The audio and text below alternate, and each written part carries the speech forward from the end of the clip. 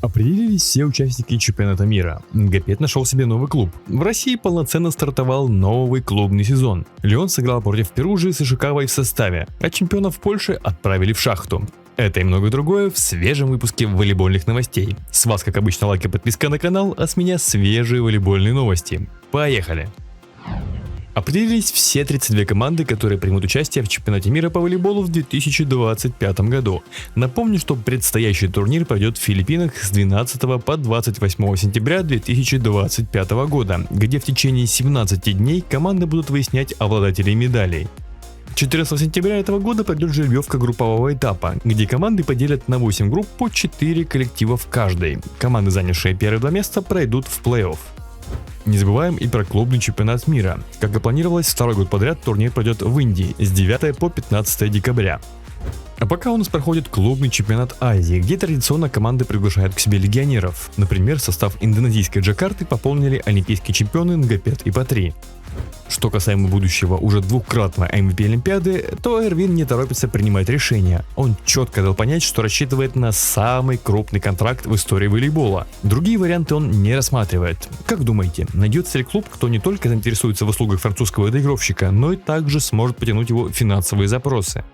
В России уже полным ходом начался клубный сезон, где уже не только стартовал предварительный этап Кубка России, завершился групповой этап Кубка Легенд, был разыгран Суперкубок России, но и уже полноценно началась российская волейбольная Суперлига. Кубок Легенд — это новый турнир, который является частью предварительного этапа Кубка России, где 8 лучших клубов страны были поделены на две группы, в рамках которых они сыграли два круга и по две лучшие команды из каждого квартета отправились в финал 4, что пройдет в Москве 5 и 6 октября. А первые три команды из каждой группы напрямую прошли в четвертьфинал Кубка России. Так что по итогу двух кругов в финал 4 Кубка Легенд прошли 4 клуба, которые разыграют общий призовой фонд в 17 миллионов рублей. Зенит Казань в полуфинале сразится с Белогорьем, а Динамо на домашней площадке будет принимать Кузбасс. А первым обладателем внутрироссийского трофея в этом сезоне стал Зенит Казань, который на домашней арене уверенно в 3 партиях переиграл московское Динамо и завоевал 10-й для себя Суперкубок России. Официально российская Суперлига стартовала 4 сентября матчем Газпром Югры и МГТУ, а полноценно первый тур уже имел место быть в выходные. Из интересных результатов стоит отметить победу Енисея над Кузбассом, а большинство других матчей закончились достаточно очевидно.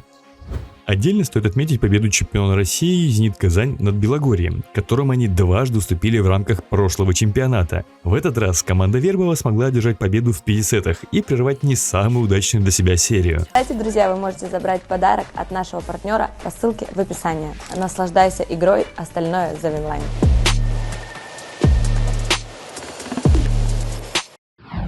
В преддверии старта клубного сезона в Польше команды принимают участие в различных предсезонных турнирах. Одним из самых ярких можно назвать мемориал Томаша Вуйтовича, организованный на базе волейбольного клуба Люблин, за который в этом сезоне будет выступать Вильфредо Лион. В данном турнире приняло участие 4 команды: 3 польских — Ишевский, Рисовия и Люблин, а также были приглашены гости из Италии в лице Перуджи. Интересен был этот турнир появлением в составе Перуджи, Ишикавы и Лосера, возвращением Бое, ну и противостоянием Лиона и его бывшего клуба. К сожалению, Вильфредо так и не появился на площадке, а его команда по итогам заняла 3-е место.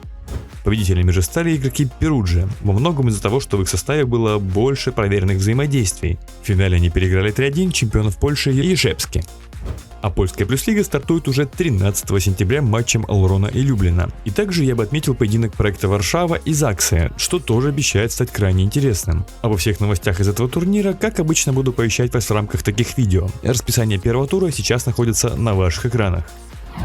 В Италии же сезон начнется розыгрышем Суперкубка, который традиционно пройдет в 2 стадии. 21 сентября Перуджа сыграет против Пьяченце, и Трентино сойдется с Монцей.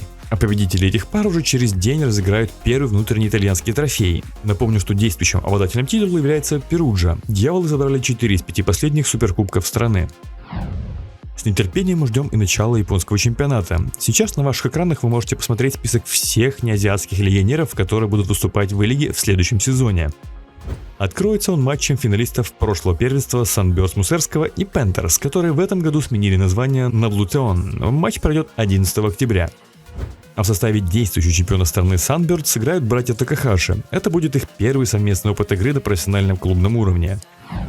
А вот в Турции будет крайне интересно наблюдать за Зиратом, в составе которого будут выступать Клевино, Андерсон и Штерн. Изначально словенский диагональный планировал остаться в Греции, но его красочное выступление в этом международном сезоне заинтересовало многие клубы. Самым щедрым здесь оказался Зират.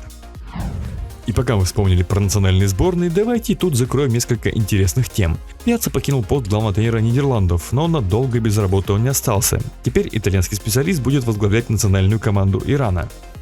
До 2027 года продлили свои трудовые отношения Гербич и Бернардиньо. Они продолжат руководить Польшей и Бразилией соответственно. А вот аргентинский связующий Де Чеко взял отдых от своей национальной сборной, как минимум на год. В этом сезоне он сосредоточился на клубной карьере, где будет выступать за Модуну, где он станет новым капитаном команды. С ним будет выступать и Анзани, у которого были проблемы с сердцем. Врачи дали зеленый свет итальянскому центральному, так что он вновь будет баловать всех своих болельщиков яркой игрой.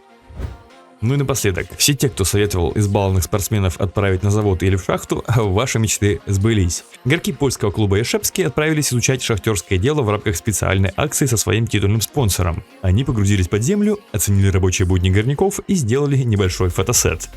А вот и все самые интересные волейбольные новости на данный момент. Я очень надеюсь, что вам понравилось и вы оцените это видео лайком. Ну а с вами, как обычно, был Николай Иванов. Любите то, что вы делаете, и все у вас обязательно получится. Скоро увидимся. Пока.